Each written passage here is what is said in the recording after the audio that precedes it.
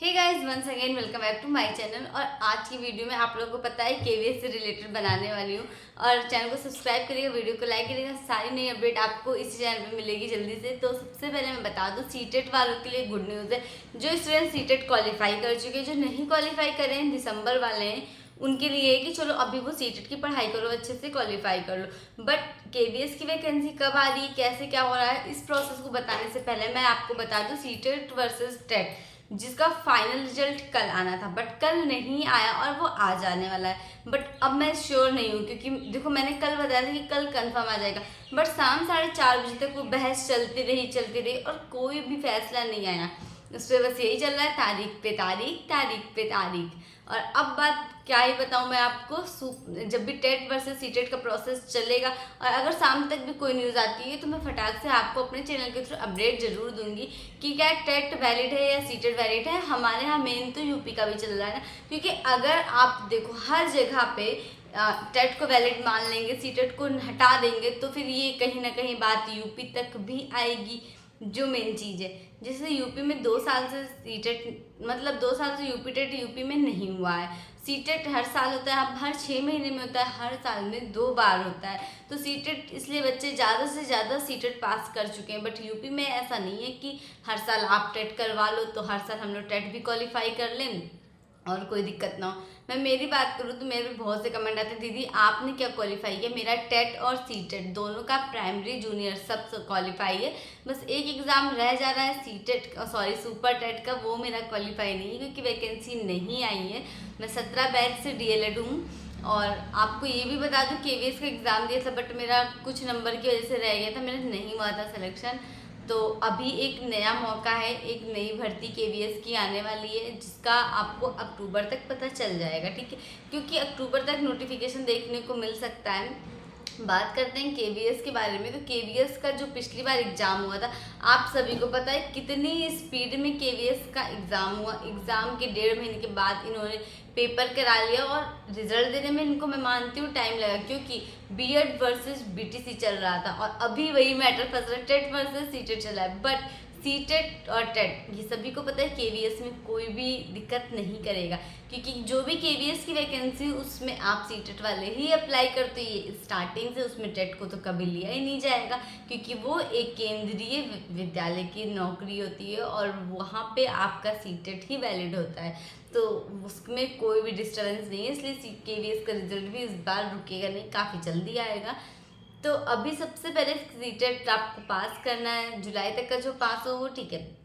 और सीटेट का आप लोग कट ऑफ जानना चाहते हो, कितने मार्क्स होंगे कि आप केवीएस में अप्लाई कर सकते हो, क्या कैटेगरी इसमें डिवाइड होती है, जनरल का 90 और ओबीसी का 82 नंबर लिया जाता है या नहीं लिया जाता है, ये सारी चीज़ें आपको अगर जाननी है तो वीडियो में लास्ट तक बने रहना। देखो सबसे पहले मैं आपको बता दूं, जब पिछली बार वैकेंसी आई थी 1.5 महीने का टाइम दिया इन्होंने और अच्छे से अपने एग्ज़ाम करा लिया। फिर बहुत सारा टाइम लगाया इन्होंने अपने रिजल्ट में, और रिजल्ट देने के 1 या 1.5 महीने बाद से ही इंटरव्यू पे कॉल आने लगे इंटरव्यू की, और बहुत से लोगों का उसमें सिलेक्शन हुआ बहुत ही स्पीड में, ठीक है।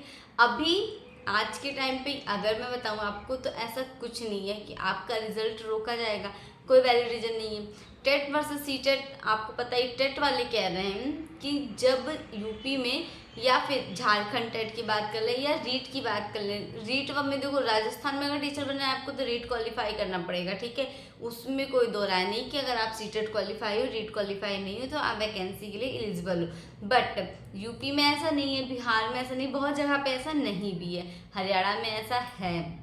तो देखो अब ये मांग अगर बढ़ रही है, टेट वाले कह रहे हैं वकील की आपका जो वहाँ का लैंग्वेज है, वहाँ का ट्रेडिशन है, वहाँ के बारे में, वहाँ का हर एक चीज़ नहीं पता है, तो आप सीटेट सिर्फ एलिजिबिलिटी टेस्ट करके पास करके आप वहाँ पे आओगे, बच्चों को उनकी मातृभाषा में नहीं पढ़ा पाओगे, उनके कल्चर में ढलने में आपको टाइम लगेगा, बच्चों की पढ़ाई का तब तक क्या होगा। बट सीटेट वाले कह रहे हैं ये कोई कोर्स नहीं है, एक एलिजिबिलिटी टेस्ट है बस। तो ये बहस अपना चलती रहेगी, चलने दीजिए। बहुत से लोग कंफ्यूज हैं कि मैं सीटेट दिसंबर दूँ या ना दूँ। मैं ये कहूँगी कि देखो सीटेट दिसंबर का दे दो, क्योंकि एक बार आप क्वालिफाई कर लो, बाकी जो फैसला आता है देखा जाएगा। हमारे हाथ में कुछ नहीं होता है। जैसे मेरा है तो मेरा यूपी टेट सी टेट दोनों क्वालिफाई, तो मुझे कोई टेंशन नहीं कि यूपी में क्या हो रहा है और सी टेट में क्या हो रहा है। हाँ, इस चीज़ की टेंशन ज़रूर है कि अगर आपका सुपर टेट आएगा और यूपी में यूपी टेट के 1/4 मार्क्स जुड़ेंगे तो फिर क्या, तो फिर 1/4 मार्क्स जुड़ेंगे तो मुझे फिर से यूपी टेट देना पड़ेगा, क्योंकि क्वालिफाई करना एक अलग चीज़ होती है। बट अच्छे नंबर से क्वालिफाई करना, और उस टाइम पे लोगों का तो और भी रहेगा कि जब 1/4 जुड़ रहा है तो आप और अच्छे स्टडी करो, ये चीज़ एकेडमिक हटे या नहीं हटे।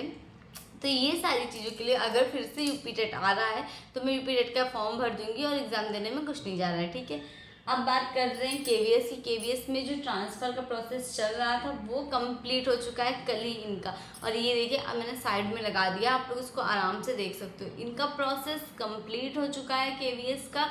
तो अब इनको क्या करना है, सिर्फ और सिर्फ वैकेंसी निकालनी और फ्रेश वैकेंसी निकालनी, क्योंकि यहाँ पे वेटिंग लिस्ट मैंने लिखा है, पिछली बार नहीं आई थी, स्टूडेंट ने काफ़ी ज़्यादा धरना प्रदर्शन किया, बहुत कुछ करा, बट इन्होंने अपना वेटिंग लिस्ट जारी नहीं किया। जारी इसलिए नहीं किया क्योंकि इनको फ्रेश वैकेंसी देनी होती है।